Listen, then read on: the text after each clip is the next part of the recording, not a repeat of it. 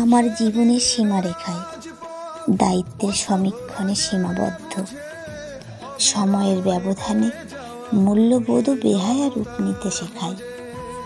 অন্তহীন দিনের শেষ গন্তব্যই আমার সর্বনাশ। উড়তে না পারা স্বপ্ন ভাঙা পাখি আমি, চাতক পাখির মতো হাপিত্যেশ করে মরি। আমি বয়ে যাওয়া সময় না, আমি পাহাড়ের বুক থেকে গড়িয়ে পড়া ঝর্ণাও না, নির্বাক শহরের মাঝে মুখ থুবড়ে পড়ে থাকা অপেক্ষা আমি, দীর্ঘশ্বাস আমি, ধৈর্যের পরীক্ষা আমি।